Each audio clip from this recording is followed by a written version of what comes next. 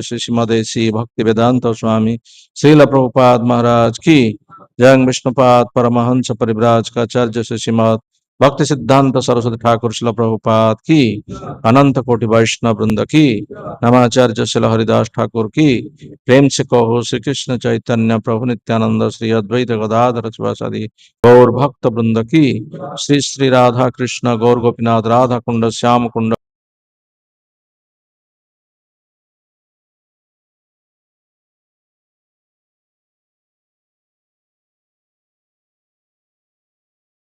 जगन्नाथ पुरुषोत्तम क्षेत्र की जय। जगन्नाथ बलदेव सुभद्रा माई की, गंगा माई की, जमुना माई की, भक्ति देवी की, श्रीमती तुलसी महारानी की जय। भुवन मंगलमय हरिनाम संकीर्तन की संकीर्तन जनक श्री श्रीमन गौरांग महाप्रभु की श्रीमद भगवद गीता की गौर प्रेमानंदे हरि।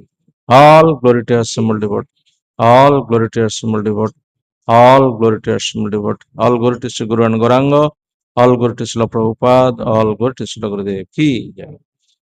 ओम अज्ञानतिमिरन्धस्य ज्ञानाञ्जनशलाकया चक्षुरुन्मिलितं येन तस्मै श्रीगुरवे नमः। श्रीचैतन्यमनोभीष्टं स्थापितं येन भूतले स्वयं रूप कदा मह्यं ददाति सोपदन्तिकं।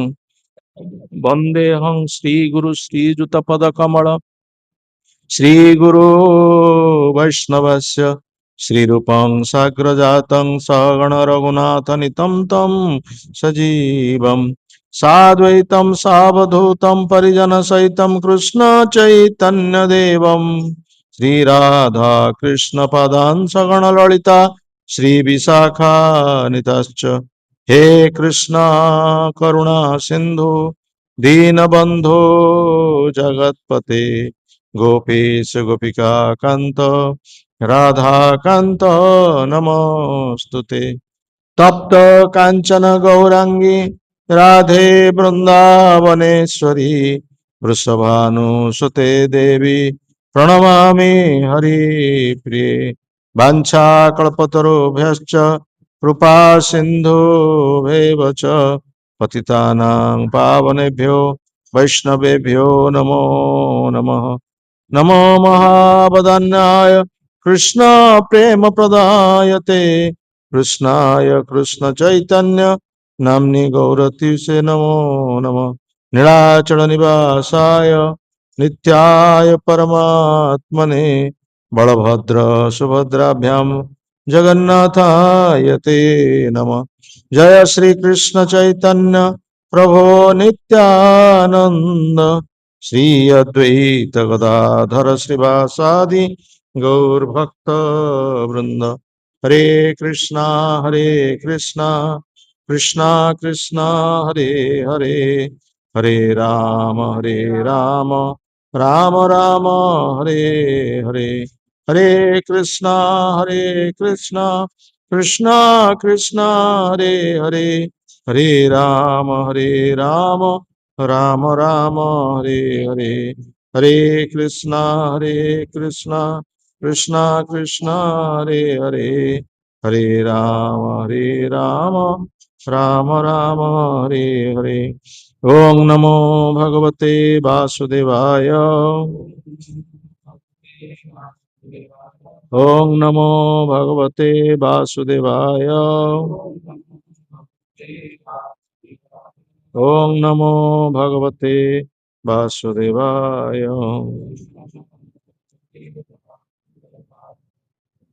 श्रीमद् भगवद गीता त्रयोदश अध्याय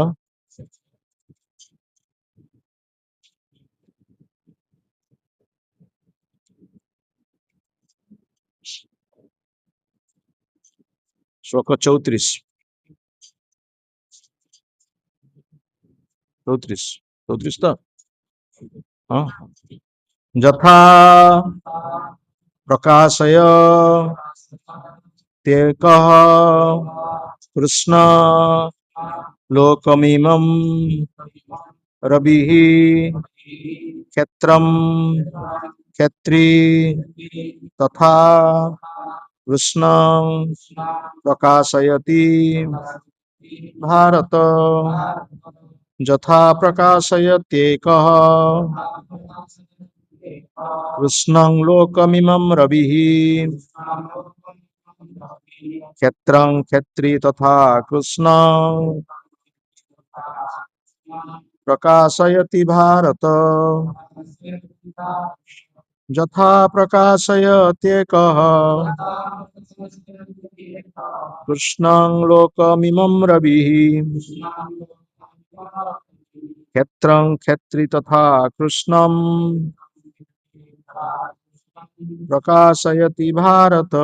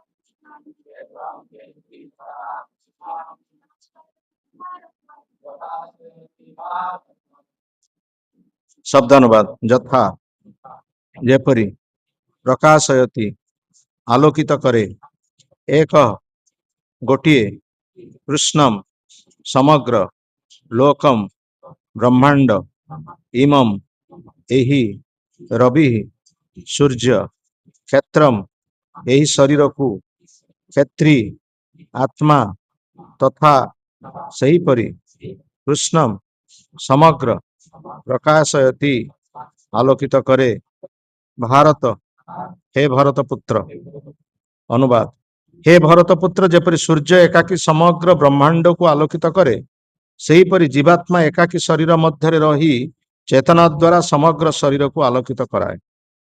शिल प्रभुपादंकर भावार्थ चेतना संबंध में अनेक दर्शन अछि। एठारे भगवद गीतार सूर्य और सूर्यालोकर उदाहरण दिया जाइछि। सूर्य जेपरि गोटिए स्थान रही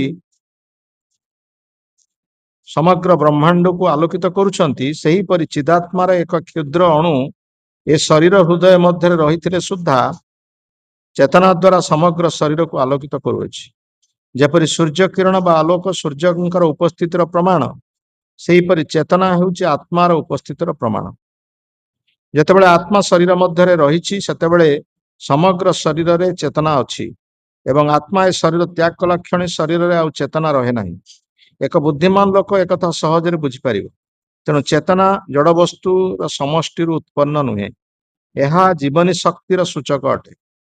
जदिओ जीवर चेतना परम चेतना सहित गुणात्मक भाव एक तथापि ताहा परम चेतना नुहे कारण एक निर्दिष्ट शरीर चेतना अन्य शरीर चेतनार अंश ग्रहण करे नाही। किंतु जेपरी किंतु जो परमात्मा प्रत्येक शरीर रे जीवात्मार बंधु भाव विद्यमान से समस्त शरीर संबंध में चेतनशील यह हेउछि परम चेतना एवं एक निर्दिष्ट जीवात्मार चेतना मध्य पार्थक्य। यथा प्रकाशयत्येकः कृष्णं लोकमिमं रविः क्षेत्रं क्षेत्री तथा कृष्ण प्रकाशयति भारत हे भरत पुत्र जेपरि सूर्य एकाकी समग्र ब्रह्मांड को आलोकित करे सेहीपरि जीवात्मा एकाकी शरीर मध्य चेतना द्वारा समग्र शरीर को आलोकित कराए।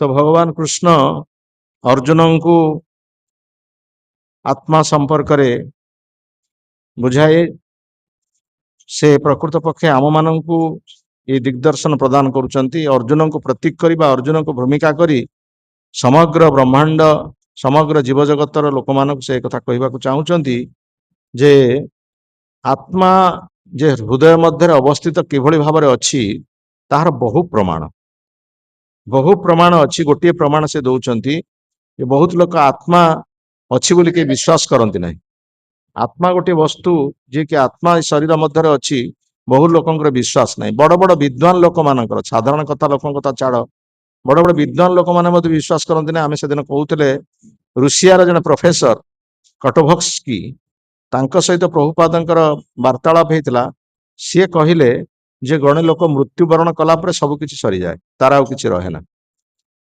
आत्मा बोली किसी वस्तु गोटे ना शरीर जन्म ग्रहण कर शरीर मृत्युवरण कलापर माटी रे मिसी जाए ताको पोड़ी दिया जाए सबकि नष्ट हो जाए तापर आउ कि शरीर किसी रहे ना ए प्रकार भाव से मत प्रदान कले तेणु बहुत लोक यही प्रकार सब मत रही किंतु भगवान कृष्ण ये स्पष्ट करी अर्जुन को कहते हे भरत पुत्र कारण भरत वंशर से आसुँच तेणु सी कहते हे भरत पुत्र जमती सूर्यंकर आलोक हूँ सूर्य प्रमाण सूर्य प्रत्येक दिन सकाळु आमे देखुचे पूर्व दिगरे उदित होउछंती पश्चिम दिगरे अस्त होउछंती सूर्यंकर आलोक दबारे कौनसी प्रकार कृपणता नहीं सूर्य प्रत्येक स्थान रे आलोक दउछंती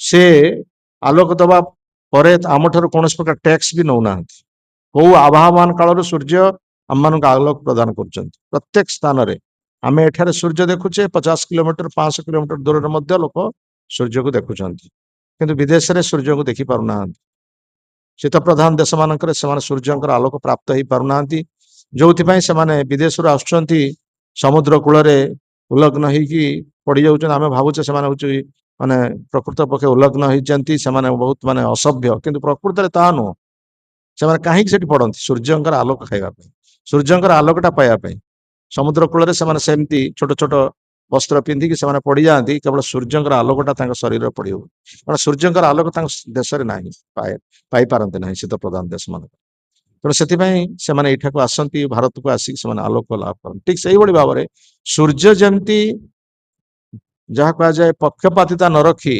निरपेक्ष भाव में से किरण प्रदान करती सब समग्र ब्रह्मांड रे से जमती किरण आलोक प्रदान करती से ही भली जीवात्मा जोटा कि अति क्षुद्र बहुत क्षुद्र आम तार उदाहरण आम दौलू आमर केशर अग्रभाग को जदि 100 भाग में विभक्त करा जाए ताकू पुणी आहरी 100 भाग में विभक्त करा जाए ताहार जेतिके आकार हम आत्मार हूँ सेतिके आकार एते क्षुद्र वस्तु जहाँ आम आखिरे कौन अणुवीक्षण जंत्र वैज्ञानिक मैंने देखी पारना बहु प्रकार चेष्टा कर आत्मार उपस्थिति आत्मार अवस्थिति कहीं जापार कि आत्मा अच्छी चेतना हूँ आत्मार प्रमाण आमको जदि गोटे किए चिमुड़ी दब आमको कष्ट हो कष्ट हवाटा हूँ आमर चेतना जन को गोटे पिला गोटे चापड़े मारल से कांद तार प्रतिक्रिया प्रकाश कर ठीक से भाव में चेतना रही जदि गोटे जड़ वस्तु या बाड़ पीट काट किसी प्रतिक्रिया ना किंतु जार जीवन अर्थात चेतना रही चेतना माने ही हूँ आत्मा चेतनार अर्थ हूँ आत्मा तेणु से चेतना थिबा हेतु ही आमे बंचीचे चेतना जदि माने आत्मा जिते शरीर त्याग कर चली से शरीर पुतिगंधमय आम से बारंबार कहूचे पुणी जीवात्मा एवं परमात्मा भितर पार्थक्य रही प्रत्येक शरीर मध्य जीवात्मा चेतना परमात्मा चेतना ठार भिन्न परमात्मा समस्त हृदय भितर साक्षी रूप से अच्छा किंतु जीवात्मा प्रत्येक हृदय अच्छा एवं जीवात्मा प्रत्येक हृदय जो अच्छा से माने भिन्न भिन्न परमात्मा किंतु समान परमात्मा रूपक साक्षी पक्षी से समस्त हृदय भितर अच्छा एवं से समस्त प्रेरणा प्रदान करुँच जी धरतु चाहूँगी उपभोग करने से ये भौतिक जगत फल उपभोग करने को से मना कर खाओनी तुम्हें ये जगत को उपभोग करना किंतु आम मानकर उपभोगर प्रवृत्ति अच्छी कहीं भगवान होउछन उपभोगकारी भगवान जहाँ प्रवृत्ति अच्छी आमर मध्य से ही प्रवृत्ति अच्छी भगवान अंश विशेष आम माने ତେଣୁ ଆମର ଯୋଉ ଭୋଗ କରିବା ପ୍ରବୃତ୍ତି ଭଗବାନଙ୍କର ଭୋଗ କରିବା ପ୍ରବୃତ୍ତି ମଧ୍ୟରେ ଭିନ୍ନ। ଭଗବାନ ଯେତେବେଳେ ସେ ଭୋଗ କରିବାକୁ ଚାହାନ୍ତି ସେତେବେଳେ ସେ କଣ କରନ୍ତି ବା ସେତେବେଳେ ଆନନ୍ଦ ପାଇବା ପାଇଁ ଚାହାନ୍ତି ସେତେବେଳେ ତାଙ୍କ ନିଜ ଶରୀରରୁ ସୃଷ୍ଟି କରିକି ସେ ଆନନ୍ଦ ପାଆନ୍ତି। ବାମ ପାର୍ଶ୍ୱରୁ ଶ୍ରୀମତୀ ରାଧାରାଣୀଙ୍କୁ ସୃଷ୍ଟି କରନ୍ତି ମାମାଙ୍ଗୀ। ବାମ ପାର୍ଶ୍ୱରୁ ରାଧାରାଣୀଙ୍କୁ ସୃଷ୍ଟି କରନ୍ତି ଏବଂ ରାଧାରାଣୀଙ୍କ ଦ୍ୱାରା ସେ ଆନନ୍ଦ ଲାଭ କରନ୍ତି। ସମସ୍ତେ ଭାବନ୍ତି ରାଧାରାଣୀ କିଏ, ରାଧାରାଣୀ କିଏ ତାଙ୍କର ମାଇଁ, ସେ ପୁଣି ଅନ୍ୟ ଜଣକୁ ବିବାହ କରିଛନ୍ତି, ତାଙ୍କ ସହିତ କଣ କୃଷ୍ଣଙ୍କର ସମ୍ପର୍କ, ନିଜ ସ୍ତ୍ରୀକୁ ଛାଡିକି ରାଧାଙ୍କ ସହିତ କାହିଁକି ଛିଡା ହେଇଛନ୍ତି। ଲୋକମାନଙ୍କର ସବୁ ଭିନ୍ନ ଭିନ୍ନ ଧାରଣା, କିନ୍ତୁ ପ୍ରକୃତରେ ରାଧାରାଣୀ କିଏ ସେ କଥା ଲୋକ କଣ ଜାଣିଛନ୍ତି। ଯେତେବେଳେ ଗୋଲକ ବୃନ୍ଦାବନରେ ଭଗବାନ କୃଷ୍ଣ ରାସମଣ୍ଡଳ ମଧ୍ୟରେ ଅଛନ୍ତି ସେତେବେଳେ ସେ ତାଙ୍କର ଆନନ୍ଦ ପାଇବା ପାଇଁ ଇଚ୍ଛା ଜାଗ୍ରତ ହେଲା, କାରଣ ଭଗବାନ ହଉଛନ୍ତି ଆନନ୍ଦମୟ। ଆନନ୍ଦମୟ ଅଭ୍ୟାସାତ, ଆନନ୍ଦଟା ତାଙ୍କରି ଠାରୁ ହିଁ ଆସୁଛି। ତେଣୁ ସମସ୍ତ ଆନନ୍ଦର ସେ ହଉଛନ୍ତି ସମୂହ। ତେଣୁ ଯେତେବେଳେ ସେ ଆନନ୍ଦ ପାଇବା ପାଇଁ ଚାହୁଁଛନ୍ତି ସେତେବେଳେ ତାଙ୍କର ବାମ ଅଙ୍ଗଟା ସ୍ଫୁରିତ ହେଲା, ବାମ ଅଙ୍ଗଟା କମ୍ପିଲା। ବାମ ଅଙ୍ଗ କମ୍ପିବା ପରେ ସେଇଠୁ ତାଙ୍କର ଅତି ସୁନ୍ଦର ତରୁଣୀଟିଏ ଜାତ ହେଲେ, ଅତି ସୁନ୍ଦର ତରୁଣୀ ଜାତ ହେଲେ ଏବଂ ସେ ଅତି ସୁନ୍ଦରୀ ତରୁଣୀଟିଏ ଜାତ ହେଇକି ସାଙ୍ଗେ ସାଙ୍ଗେ ପ୍ରଭୁଙ୍କର ସେବା କରିବା ପାଇଁ ଧାବମାନ ହେଲେ। ରାସମଣ୍ଡଳରୁ ଆବିର୍ଭୂତ ଧାବମାନ, ରାସ ଧା, ଯେ ରାସମଣ୍ଡଳରୁ ଆବିର୍ଭୂତ ହଉଛନ୍ତି ଧାବମାନ ହଉଛନ୍ତି ପୁଷ୍ପ ଆଣିକି ଭଗବାନ କୃଷ୍ଣଙ୍କର ପାଦ ପଦ୍ମରେ ଦେବେ। ସେ ନିଜେ ରାଧା ଭଗବାନ କୃଷ୍ଣଙ୍କ ଶରୀର ଆବିର୍ଭୂତ ହେଲେ ଏବଂ ସାଙ୍ଗେ ସାଙ୍ଗେ ଗଲେ ପ୍ରଭୁଙ୍କର ସେବା କରିବା ପାଇଁ। ଏ ହଉଛି ରାଧାର ତାତ୍ପର୍ଯ୍ୟ, ଯେ ରାସମଣ୍ଡଳରୁ ଆବିର୍ଭୂତ ହେଇକି ଧାବମାନ ହେଇକି ପୁଷ୍ପ ଚୟନ କରିକି ଭଗବାନଙ୍କର ପାଦ ପଦ୍ମରେ ପ୍ରଦାନ କରିବେ। ଇଏ ହଉଛି ଗୋଲକ ବୃନ୍ଦାବନର କଥା। ତାପରେ ତ ଏଇ ଭୌମ ବୃନ୍ଦାବନକୁ ରାଧାରାଣୀ କେମିତି ଆସିଲେ ସେ ତ ବହୁତ ବର୍ଣ୍ଣନା ରହିଛି। ତେଣୁ ସେ ରାଧା ହଉଛନ୍ତି ଭଗବାନଙ୍କର ଅନ୍ତରଙ୍ଗା ଶକ୍ତି। ଦି ପ୍ରକାର ଶକ୍ତି କଥା କୁହାଯାଇଛି। ଭଗବାନଙ୍କର ବିଭିନ୍ନ ପ୍ରକାର ଶକ୍ତି ଅଛି। ପରାଶୈବ ଶକ୍ତି ବିବିଧୈବ ଶ୍ରୂୟତେ ସ୍ୱାଭାବିକ ଜ୍ଞାନ ବଳ କ୍ରିୟାଚ। ଭଗବାନଙ୍କର ଅନନ୍ତ ଶକ୍ତି ଅଛି, ସେଥିରୁ ତିନିଟି ଶକ୍ତିକୁ ଆମେ ବିଭାଗ କରାଯାଉଛି। ଗୋଟେ ହଉଛି ବହିରଙ୍ଗା ଶକ୍ତି, ଗୋଟେ ହଉଛି ଅନ୍ତରଙ୍ଗା ଶକ୍ତି ଏବଂ ତଟସ୍ଥା ଶକ୍ତି। ତଟସ୍ଥା ଶକ୍ତି କୋଉମାନେ? ଜୀବ। ଆମେ ମାନେ ହଉଛି ତଟସ୍ଥା। ତଟସ୍ଥା ମାନେ କଣ? ଆମେ ମାନେ ଉଭୟର ସଂସ୍ପର୍ଶରେ ଅଛେ, ବହିରଙ୍ଗା ସଂସ୍ପର୍ଶରେ ଅଛେ ଏବଂ ଅନ୍ତରଙ୍ଗା ସଂସ୍ପର୍ଶରେ ଅଛି। ଯେମିତି କୁହାଯାଏ ଗୋଟିଏ ଇଲେକ୍ଟ୍ରିକ ଦ୍ଵାରା ହିଟର ଦ୍ଵାରା ଗରମ ହଉଛି, ପୁଣି ଫ୍ରିଜରେ ପୁଣି ଥଣ୍ଡା ହଉଛି। ସେଇଭଳି ଭାବରେ ବହିରଙ୍ଗା ଶକ୍ତି ଭଗବାନଙ୍କର ଅଛି, ଅନ୍ତରଙ୍ଗା ଶକ୍ତିର ଅଛି, ଜୀବ ମଧ୍ୟସ୍ଥଳରେ ଅଛି। ଜୀବ କୌଣସିଟାକୁ ଚୟନ କରିବ, ସେ ବହିରଙ୍ଗା ଶକ୍ତିକୁ ଚୟନ କରିପାରେ କିମ୍ବା ଅନ୍ତରଙ୍ଗା ଶକ୍ତିକୁ ସେ ଚୟନ କରିପାରେ। ଏଟା ହଉଛି ତାର ସ୍ୱାଧୀନତା ବା ତାର ଯାହା କୁହାଯାଏ ସିଏ ଚୁଜ୍ କରିବ, ସେ ପସନ୍ଦ କରିବ କୋଉଟା ତାର ଆବଶ୍ୟକ। ଭଗବାନ ତାକୁ ସ୍ୱାଧୀନତା ଦେଇଛନ୍ତି, କାହିଁକି ନା ଭଗବାନ ହଉଛନ୍ତି ପରମ ସ୍ୱାଧୀନ, ଜୀବ ହଉଛି ଅଣୁସ୍ୱାଧୀନ। ତେଣୁ ଜୀବ ଅଣୁସ୍ୱାଧୀନ ହେଇଥିବା ହେତୁ ସିଏ ଚୟନ କରିବ ସେ ପ୍ରକୃତରେ ବହିରଙ୍ଗା ଶକ୍ତିର ନିୟନ୍ତ୍ରଣରେ ରହିବ କି ଅନ୍ତରଙ୍ଗା ଶକ୍ତିର ନିୟନ୍ତ୍ରଣରେ ରହିବ, ସେ ପୁଣି ତାର ବ୍ୟବସ୍ଥା। କିନ୍ତୁ ଯୋଉମାନେ ଚାହୁଁଛନ୍ତି ଭୌତିକ ଜଗତରେ ଉପଭୋଗ କରିବା ପାଇଁ, କାହିଁକିନା ଭଗବାନ ହଉଛନ୍ତି ଉପଭୋଗକାରୀ, କିନ୍ତୁ ସେଭଳି ଜୀବ ତାଙ୍କ ଅଂଶ ବିଶେଷ ହେଇଥିବା ହେତୁ ସେ ମଧ୍ୟ ଚାହୁଁଛି ଉପଭୋଗ କରିବା ପାଇଁ। କିନ୍ତୁ ଉପଭୋଗ କରିବା ପାଇଁ ଚାହିଁବା ହେତୁ କଣ କରୁଛି ନା ସେ ଗୋଟେ ଅନ୍ୟ ଶରୀର ପ୍ରତି ଆକୃଷ୍ଟ ହେଇକି ତା ସହିତ ସମ୍ପର୍କ ରଖି ଉପଭୋଗ କରିବା ପାଇଁ ଚାହୁଁଛି, ଯୋଉଟା କି ତାକୁ ଦୁଃଖ ଦଉଛି। ଯେ ହି ସଂସ୍ପର୍ଶ ଯା ଭୋଗା ଦୁଃଖ ଜନୟ ଏବତେ ଆଦ୍ୟନ୍ତବନ୍ତ କୌନ୍ତେୟ ନତେଷୁ ରମତେ ବୁଧ। ଏ ଶରୀର ସଂସ୍ପର୍ଶ ଜାତ ଯୋଉ ସୁଖ ସେଟା ହଉଛି ଆରମ୍ଭରେ କିଛି କ୍ଷଣିକ ସୁଖ ଏବଂ ପରିଣତିରେ ଅନନ୍ତ ଦୁଃଖ। ଯେତେବେଳେ ଆନନ୍ଦ ଚାହୁଁଛେ, ଆମେ ଗୋଟେ ଅନ୍ୟ ଶରୀର ସହିତ ସମ୍ପର୍କ ରଖିକି ଆମେ ଆନନ୍ଦ ପାଇବା ପାଇଁ ଚେଷ୍ଟା କରୁଛୁ। ଗୋଟେ ପୁରୁଷ ସ୍ତ୍ରୀ ସହିତ ସମ୍ପର୍କ ରଖିକି ଆନନ୍ଦ ପାଇବ। ଯେମିତି ପୁରୁଷଟି ଏକାକି ବସିଛି, ପ୍ରକୃତ କେହି କଥା କହିବାକୁ ନାହାନ୍ତି, ସେ କୋଉଠୁ ଆନନ୍ଦ ପାଇବ? 5 ଜଣ 6 ଜଣ ବସିବେ, ଆଲୋଚନା ହବ, କଥା ହବ, ହସ ଖୁସି କୌତୁକ ହବ, ଆନନ୍ଦ ହବ। ଠିକ ସେଇଭଳି ଭାବରେ ଜୀବ ଯେତେବେଳେ ସେ ଆନନ୍ଦ ପାଇବା ପାଇଁ ଚାହୁଁଛି, ଗୋଟେ ଅନ୍ୟ ଶରୀର ସହିତ ସମ୍ପର୍କ ରଖି ଆନନ୍ଦ ପାଇବା ପାଇଁ ଚାହୁଁଛି, କିନ୍ତୁ ସେଇ ଯୋଉ ଅନ୍ୟ ଶରୀର ସହିତ ସମ୍ପର୍କ ରଖି ଆନନ୍ଦ ପାଇବା ଚାହୁଁଛି ସେଟା ତାକୁ ଦୁଃଖ ଦଉଛି। କାହିଁକି ଭଗବାନ ସୁଖ ପାଉଛୁ, ଆନନ୍ଦ ପାଉଛନ୍ତି, କାହିଁକି ନା ନିଜ ଶରୀରରୁ ସେ ସୃଷ୍ଟି କରୁଛନ୍ତି। ଆମେ ତ ଆମର ସେ ଯୋଗ୍ୟତା ନାହିଁ ନିଜ ଶରୀର ସୃଷ୍ଟି କରିକି ଆମେ ଆନନ୍ଦ ପାଇବା। ଆମେ ତାର ବିକୃତ ବ୍ୟବସ୍ଥା କରୁଥିବା ହେତୁ ଆମେ ଦୁଃଖ ପାଉଛୁ। ତେଣୁ ସେଥିପାଇଁ ଏଇ ବହିରଙ୍ଗା ଶକ୍ତିର ନିୟନ୍ତ୍ରଣରୁ କେମିତି ଆମେ ଅନ୍ତରଙ୍ଗା ଶକ୍ତିର ନିୟନ୍ତ୍ରଣ ଆସିବା, ସେଥିପାଇଁ ଆମେ ପ୍ରଚେଷ୍ଟା କରୁ। ଯେମିତି ଭଗବାନ ଯେମିତି ତାଙ୍କର ନିଜର ଶରୀରରୁ ସୃଷ୍ଟି କରି ରାଧାରାଣୀକୁ ସେ ଆନନ୍ଦ ପାଉଛନ୍ତି, ସେଇଭଳି ଭାବରେ ଆମେ ମଧ୍ୟ ସେଇ ଅନ୍ତରଙ୍ଗା ଶକ୍ତିର ନିୟନ୍ତ୍ରଣରେ ରହିବା। ଅର୍ଥାତ୍ କିଭଳି ଭାବରେ ସେ ଯୋଗମାୟା ବା ଦୁର୍ଗା ଦେବୀ ରାଧାରାଣୀଙ୍କର କିମ୍ବା ସୁଭଦ୍ରାଙ୍କର କର୍ତ୍ତୃତ୍ୱ ଭିତରେ ରହିବା। ବହିରଙ୍ଗା ଶକ୍ତିର ନିୟନ୍ତ୍ରଣରେ ଅଛନ୍ତି ଦୁର୍ଗା ଦେବୀ, ମହାମାୟା, ତାଙ୍କୁ କୁହାଯାଉଛି ମହାମାୟା। ମହାମାୟା ଯେ ଆମର ଏଇ ଭୌତିକ ଜଗତର ଦୁର୍ଗର ସେ ହେଉଛନ୍ତି ମାଲିକ। ଆଉ ଏଠି ଏଇଟା ଗୋଟେ ବିରାଟ କାରାଗାର। ଆମେ ଜେଲଖାନା ଭିତରେ ସମସ୍ତେ କଏଦୀ ରୂପରେ ରହିଛି। କିଏ 1 ନମ୍ବର କଏଦୀ, କିଏ 2 ନମ୍ବର କଏଦୀ, କିଏ 5 ନମ୍ବର କଏଦୀ। ଏଇ ଯୋଉ ପଶୁ ପକ୍ଷୀ ଜୀବଜନ୍ତୁ ଏମାନେ ସମସ୍ତେ ଗୋଟେ ଗୋଟେ କଏଦୀ। ଆଉ ମନୁଷ୍ୟ ମଧ୍ୟ ଆମେ ବି ଗୋଟେ ଗୋଟେ କଏଦୀ। ତେଣୁ କଏଦୀ ହିସାବରେ ଆମେ ଏଠି ଦଣ୍ଡ ପାଉଛେ। ଜେଲରେ ଯୋଉମାନେ ସବୁ ଥାଆନ୍ତି କଏଦୀ, ସେମାନଙ୍କୁ ଦଣ୍ଡ ଦିଆଯାଏ। ଆଜିକାଲି ଦଣ୍ଡ ଦିଆଯାଉନି, ଆଜିକାଲି ତ ସବୁ ବହୁତ ଆନନ୍ଦ ପାଉଛନ୍ତି। ଜେଲରେ ସବୁ ଖାଇବାର ସୁନ୍ଦର ବ୍ୟବସ୍ଥା। ଲୋକମାନେ ଚାହିଁଲେଣି ଆଉ ଘରେ ନ ରହିକି ଚୋରି କରିକି ଆମେ ଜେଲଖାନାକୁ ଯାଇକି ଆନନ୍ଦରେ ରହିବୁ। ଘରେ ତ ଖାଇବାକୁ ଦିଟା ଭଲରେ ମିଳୁନି। ସେଠି ତ ମାଂସ ମିଳୁଛି, ସପ୍ତାହରେ ଥରେ ମିଳୁଛି, ଅଣ୍ଡା ମିଳୁଛି, ମାଛ ଖାଇବାକୁ ମିଳୁଛି, ଟିଭି ଦେଖିବା ପାଇଁ ମିଳୁଛି, ଏସବୁ ଜିନିଷ ସେଠି ମିଳୁଛି। ତାହେଲେ କାହିଁ ଘରେ ରହିବ କାହିଁ? ବରଂ ଯାଇ ଜେଲଖାନାରେ ରହିବା ଭଲ। ଲୋକ ଚାହିଁଲେଣି ଚୋରି ଡକାୟତି କରିବେ, ଯାଇ ଜେଲଖାନାରେ। ବର୍ତ୍ତମାନ ଆଉ ଜେଲଖାନାରେ ଦଣ୍ଡ ନାହିଁ। ଆଗରୁ ସବୁ ଜେଲଖାନାରେ ସବୁ ଦଣ୍ଡ ଦିଆଯାଉଥିଲା। ଠିକ ସେଇଭଳି ଦଣ୍ଡ ଜେଲଖାନାରେ ଅପରାଧୀ ମାନଙ୍କୁ ଦଣ୍ଡ ଦିଆଯାଏ। ତେଣୁ ଆମେ ସେମିତି ଅପରାଧୀ ହିସାବରେ ଆମେ ଦଣ୍ଡ ପାଉଛେ। କଣ ଦଣ୍ଡ? ଜନ୍ମ ମୃତ୍ୟୁ ଜରା ବ୍ୟାଧି ଦୁଃଖ ଦୋଷାନୁଦର୍ଶନ। ଏଇ ଭୌତିକ ଜଗତରେ ଜନ୍ମ ଗ୍ରହଣ କରିବା ଗୋଟେ ବଡ ଦୁଃଖ। ଆମେ ଯେତେବେଳେ ମାତୃ ଗର୍ଭରେ ଅଛୁ, ସେତେବେଳେ ଆମେ ପ୍ରଭୁଙ୍କୁ ଦର୍ଶନ କରୁଛୁ, ଭଗବାନଙ୍କୁ ଆମେ ଦର୍ଶନ କରୁଛୁ। ଭଗବାନଙ୍କୁ ଆମେ ଦର୍ଶନ କରୁଛୁ ସେ ସମୟରେ। ସେଥିପାଇଁ ଏତେ ସଂକୀର୍ଣ୍ଣ ସ୍ଥାନରେ ରହିକି ମଧ୍ୟ ମାତୃ କୁକ୍ଷିଟା କେତେ ବଡ ସ୍ଥାନ, ଅତି ଛୋଟ ସ୍ଥାନ। ତା ଭିତରେ ଗୋଟେ ଜୀବ ରହୁଛି। କେତେ ସମୟ ରହିବ ସେ? ଗୋଟେ ବଲ୍ ବା ପେଣ୍ଡୁ, ଯୋଉ ଫୁଟବଲ ବା ଭଲିବଲ ଲୋକ ଖେଳୁଛନ୍ତି, ସେ ଖେଳିଲି ଯୋଉ ଫୁଟବଲ ଭିତରେ ଗୋଟେ ବ୍ଲଡର ଅଛି। ସେ ବ୍ଲଡର ଭିତରେ ଗୋଟେ ପୋକଟିକି ଛାଡି ଦିଆଯିବ, ସେଟା କେତେ ସମୟ ବଞ୍ଚିବ? ଯେତେ ସମୟ ସେ ତାର ଶ୍ୱାସକ୍ରିୟା, ତାର ବାୟୁ ଥିବ, ଚଳ ପ୍ରଚଳ, ସେତିକି ସେ ବଞ୍ଚେ, ତାପରେ ସେ ମରିଯିବ। ସେଇଭଳି ଭାବରେ ଆମେ ଗୋଟେ ବ୍ଲଡର ଭିତରେ ରହୁଛୁ, କିନ୍ତୁ ଆମେ ବଞ୍ଚିଛୁ। ତାପରେ କୁହାଯାଇଛି ଭାଗବତରେ, 3ୟ ସ୍କନ୍ଧ ଭାଗବତରେ କୁହାଯାଇଛି, 100ଟା କଙ୍କଡା ବିଛା କାମୁଡିଲେ ଯେତିକି କଷ୍ଟ, ଗୋଟିଏ କଙ୍କଡା ବିଛା କାମୁଡିଲେ କେତେ କଷ୍ଟ ହୁଏ। 100ଟା କଙ୍କଡା ବିଛା ଯଦି ଏକା ସାଙ୍ଗରେ କାମୁଡିବେ, କଷ୍ଟ ହବ ନା ଆନନ୍ଦ ଲାଗିବ? କଙ୍କଡା ବିଛା କାମୁଡିଛି କେବେ? କାମୁଡିନି। କଙ୍କଡା ବିଛା କାମୁଡିବା ମାନେ ମରିଗଲା ଭଳି ଲାଗିବ।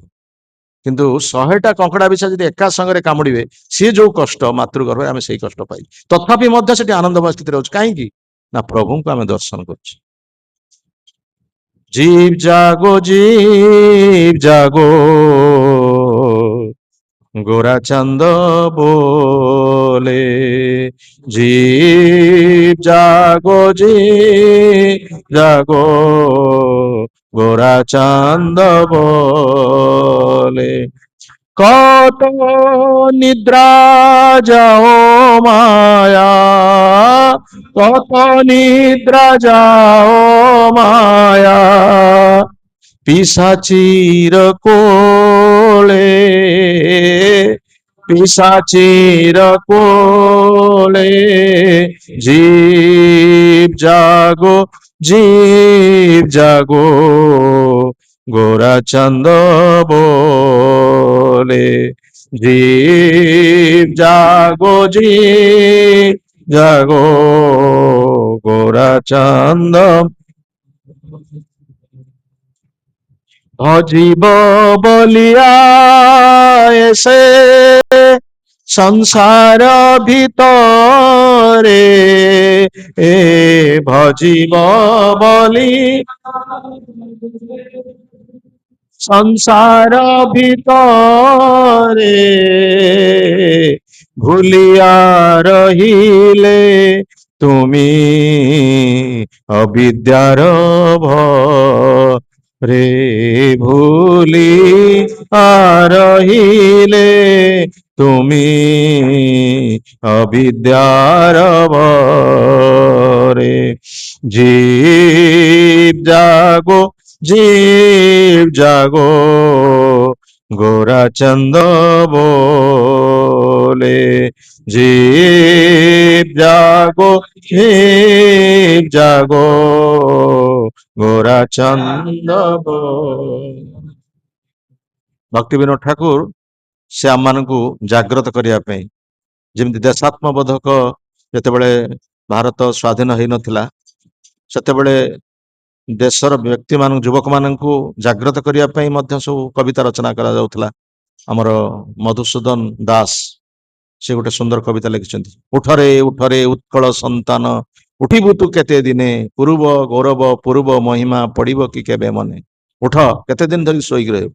सेमति चैतन्य महाप्रभु जे भगवान, से आम मान को जागृत करने आम मैंने केते दिन धरिकी मायार पिशाची कोଳରେ आम शोईकी रही भगवान को भगवान सहित संपर्कित होने भगवान सहित संबंधित होने केते दिन धरी केते जन्म जन्म धरिकी आम भूलिकी रहीचे भगवान को वर्तमान मनुष्य जीवन पाइचे उठ जाग्रत हो जीव जागो गोरा चांद बोले गोरा चांद जो चैतन्य महाप्रभु गौर चंद्र से कहते उठ उठ केते दिन धरिकी माया पिशाची कोଳରେ शोइब कौन करने जगत को आसच भक्ति विनोद ठाकुर कहले भजीब बोलिया ऐसे संसार भितर भगवान पाखे तुम्हें कथा देके आसिल भगवान को दर्शन कर मातृगर्भरे एवं भगवान कहले तुमको भौतिक जगत को जीवा पड़ो से कहले आम जीवु जे किंतु भगवान कहले तुम्हें जीव किंतु मोर गोटे शर्त तुमको पालन करने पड़ो तुम्हें जीव कौन कर ना मोर नाम भजन कर शर्त रखिकी भगवान पाखे शर्त रखिकी आसिले जदिओ से कष्ट पाते भगवान को दर्शन कर आनंद पाते भगवान आमको कहले ना तुमको जीवाक पड़ो ये रही पार तुम्हें तुम्हें जीव तेणु जीव किंतु गोटे शर्त तुम पालन कर कौन शर्त ना मोर नाम भजन कर किंतु कौन है काँ काँ करें भूली गले भूलिया रहिल तुम अविद्यार भरे अविद्या भितर संसार परिवार बंधु बांधव भितर आम भूली गले से प्रभु किंतु भगवान एत करुणामय सेठी तो मातृगर्भरे थिले पुणी ये जगत को पुणी आसुचंती तोमार लइते आमी हईनु अवतार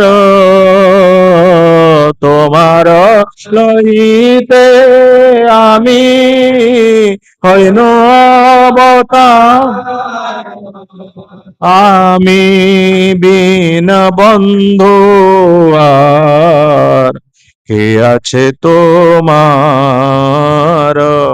আমি বিনা বন্ধু আর কে আছে তোমার प्रकृति भगवान आम केते करुणा मातृगर्भरे थिला बेले से दर्शन दौले किंतु जिते आम आसिक पुणी भूलिले प्रभु को जो भूलिले से आमको सूचई देवाई आमको पुणी जन देवाई से पुणी भगवान अवतार ग्रहण कर प्रत्येक जुगरे भगवान अवतार ग्रहण कर तोमार लइते आमी हईनु अवतार आमी बिना बंधु आर के आछे तोमार मो व्यतीत आउ जगत तुम किए बंधु अच्छी आम गुरुदेव कहते जगत हूँ बंधुहीन जगत एटी केही बंधु नाहांती आमे भावुचे ये माने होचंदी बंधु प्रकृति में एमाने केही बंधु नुहंती हाँ प्रकृति में जगत आमर केही बंधु नाहांती सही से परम बंधु सही पिता माता श्रीकृष्ण चरण जयी प्रेम भक्ति दाता जे भगवान चरण रे प्रेम भक्ति प्रदान करुचंती से होचंती आमर परम बंधु से होचंती आमर पिता से होचंती आमर माता सही से परम बंधु सही पिता माता श्रीकृष्ण चरण जयी प्रेम भक्ति दाता सकल जन्मे पिता माता सबे ही पाए प्रत्येक जन्म पिता माता पिता माता ना कौटी जन्म हवा कुकुर जन्म पाई कुकुर पिता माता थिले बिराड़ी जन्म पाई बिराड़ी पिता माता थिले घुषुरी जन्म पाई घुषुरी पिता माता थिले मनीष जन्म पाइले मनीष पिता माता अच्छे किंतु प्रत्येक जन्म पिता माता किंतु जो जीवन रे कृष्ण को मिले गुरु को मिले से जीवन हूँ आमर सफल जीवन सही से परम बंधु सही पिता माता श्रीकृष्ण चरण जयी प्रेम भक्ति दाता सकल जन्मे पिता माता सबे ही पाए कृष्ण गुरु नहीं मिले भज यही किंतु प्रत्येक जीवन रे पिता माता मिले किंतु कृष्ण गुरु मिले किंतु जो जीवन रे कृष्ण और गुरु मिले से जीवन हूँ सफल जीवन गुरु कृपाते कृष्ण मिले कृष्ण कृपाते गुरु मिले भगवान कृष्ण कृपा कले ही गुरु मिले एवं गुरु कृपा कले ही कृष्ण प्राप्त उभय सहित परिपूरक संपर्क अच्छी जस्य प्रसादात भगवत प्रसादो जस्य प्रसादन्न गति कुतोपि ध्यायस्तु वस्तस्य जशस्त्री संध्यम वंदे गुरुश्री चरणार जहाँ कृपारू आम भगवान कृपा लाभ करवा जहाँ कृपा व्यतिरेक भगवान सहित आम संपर्क ना आम भगवान कृपा पाई पारिबानी तेणु से गुरु को आम त्रिसंध्यारे वंदना करेणु से भाव में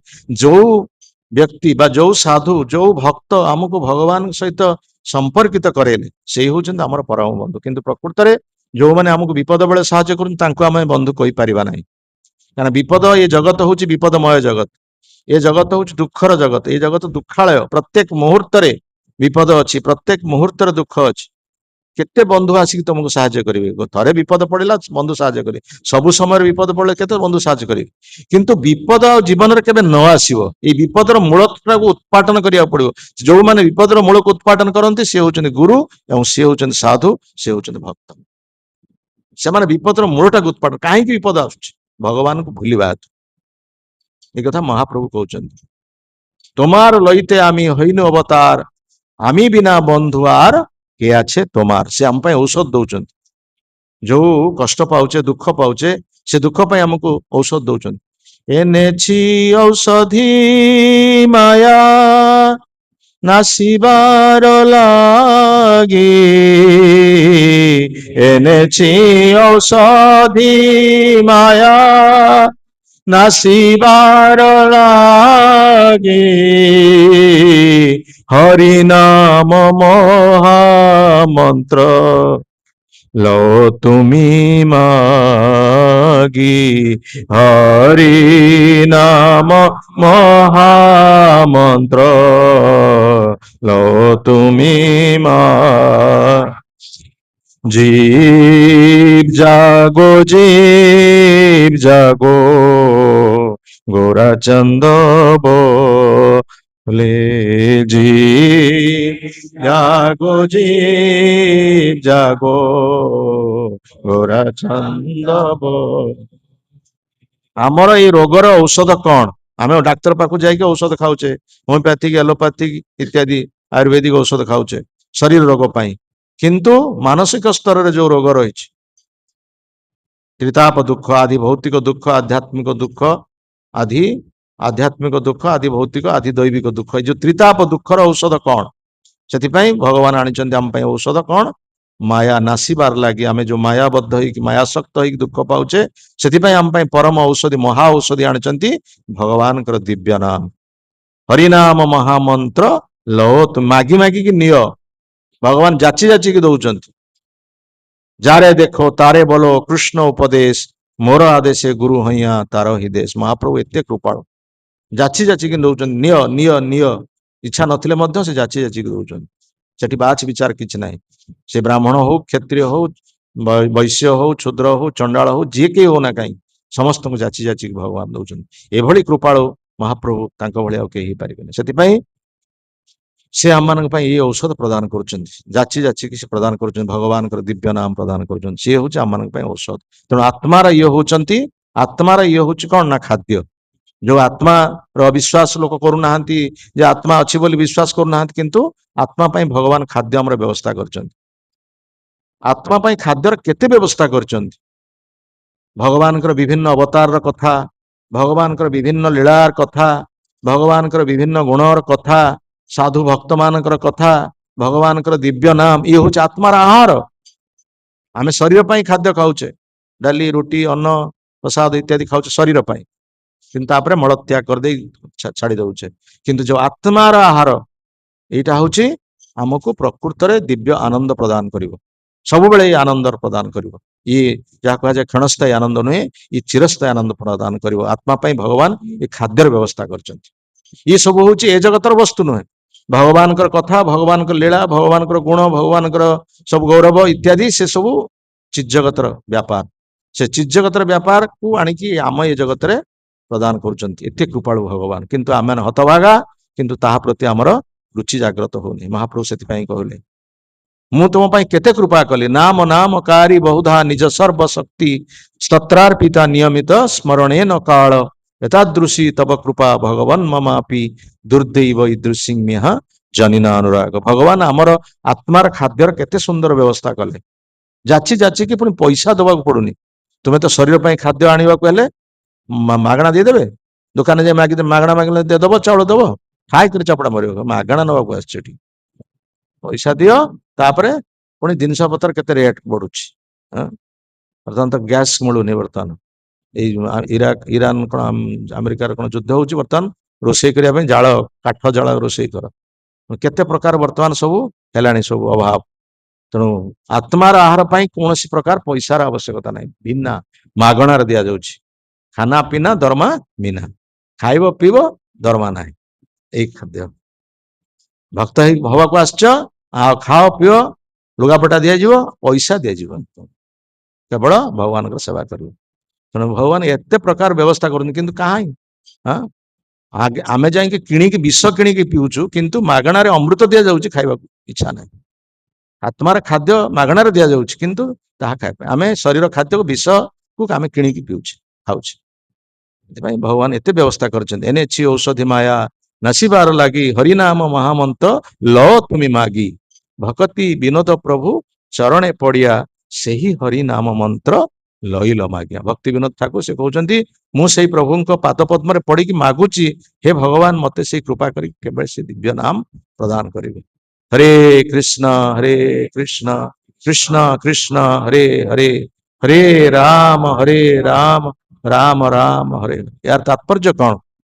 हे राधाराणी हे कृष्ण भगवान का शक्ति एवं निजे स्वयं भगवान आमे तांको प्रार्थना करचे जे आमे आपण को भूलिकी ए जगत रे दुख पाउछु आपण को भूली जाइथिबा हेतु आमे ए जगत रे दुख पाउछु कृपा करिकी आपण सेवा रे हमको नियुक्त करंतु आपण पाद पद्म एक धूलिकणा सदृश स्थान दियंतु जहाँ महाप्रभु कहले अई नंद तनुज किंकर पतितं मा विषमे भवाम्बुधौ कृपया तव पाद पंकज स्थित धूलि सदृश विचिंत। हे नंद सुत कृष्ण मु आपण चरणर किंकर मु आपण चरण सेवक किंतु मु एई भवसागर भितर मु आपण को भूलिकी ए संसार भितर पड़ी जाइछि हाबडुबु खाउछि अतल सागर रे पड़ी जाइछि पानी उपरକୁ उठुछि पुणी तळକୁ खसुछि आपण उपरକୁ उठुछि तळକୁ पडुछि तेणु मते कृपा करिकी एई अतल सागर मध्य उद्धार करंतु एवं आपण पाद पद्म रे एक धूलिकणा सदृश स्थान दियो। सेहि भली आमे माने क्रंदन करिवार दरकार आत्मा पई आमे क्रंदन करिवा दरकार आत्मार क्रंदन ये होछि भगवान कर दिव्य नाम। आमे शरीर पई क्रंदन करूचे स्ट्राइक करूचे दरमा बढ़ाओ पैसा बढ़ाओ किंतु पैसा मिलियो अधिक किंतु आत्मार कई क्रंदन ना आत्मा कहीं कई क्रंदन करूना किंतु महाप्रभु हमको शिखेले क्रंदन आत्मा पई क्रंदन कर नयनंगल गदश्रु भारया बदनं गदगद हृदया गिरा पुलकेर निचितं बपु कदा तब नाम ग्रहणे भविष्य। आत्मा पई आत्मा हूँ परमात्मा अंश तेणु से प्रभु को कृपा लाभ करने आम क्रंदन करने पड़े जो मैंने क्रंदन कर प्रभु को पाई। ध्रुव महाराज क्रंदन कले प्रहलाद महाराज क्रंदन कले हरिदास ठाकुर क्रंदन कर पांडव माने क्रंदन कर भगवान को पाई तेणु से आमे भगवान को पाइबा आत्मार क्रंदन भगवान पाइबा आमे कांदिबा पड़ो आ भगवान का दिव्य नाम हूँ आत्मार क्रंदन। प्रभुपाद महाराज कहते गोटे छोट पिला माँ नहीं जाऊँची मेला देखा जो बड़ यात्रा हूँ गाँव रोटे विराट यात्रा अपेरा पार्टी पड़ी दुकान बजार सब बस पिलाटी कहूँ माँ मत नहीं चल सेठी माँ पिला को नहीं जाऊँगी बाटे गला बेलू भिड़ भितर पिलाटी खसी जा हाथ रू खसी जाए से पिलाटी जो विकल होगी कांदुची माँ खोजुची छुआ को पिला खोजुची छुआ को छुआ खोजुची माँ को पिला खोज माँ खोजुची पिला को पिलार जो विकल अवस्था माँ माँ कहीकि चारियाडे बुलूची कि माँ को से पाऊनी ठीक से ही आमे भगवान को आमे भूली जाइथिबा हेतु केते कष्ट पाउचे केते दुख पाउचे सेही भली पिलार जेमति कांदण आमर मते सेमति कांदण हवा उचित काहे कि ना आमे प्रभु जे आमर पिता जे आमर माता तांको आमे भूलिकी आमे ए संसार भितर पड़िछि कष्ट पाउचे दुख पाउचे तेणु सेही भली भाबरे क्रंदन करिया पे पड़े जमी छुआ जमी कांदुची माँ माँ कुआडे गला माँ कुआडे गला सेमती आमे जतबेले नाम कीर्तन करुचे बा नाम जप करुचे सेमती व्याकुलता से भली क्रंदनर भावटा रहिबा उचित। हे भगवान किभली आमे आपणकर कृपा लाभ करिवो किभली भाबरे ए संसार मध्य आमे उद्धार पाइबो ये होचे आत्मार क्रंदन। हमर समय हे गेलाने हमर अन्य कार्यक्रम गोटे मीटिंग अछि सेति पई आमे एथिकरे आमे शेष करिया परवर्ती समय रे आमे जय श्रीमद् भगवद गीता की श्रील प्रभुपाद महाराज की श्रील गुरुदेव की समवेत गौर भक्त वृंद की अनंत कोटि वैष्णव वृंद की।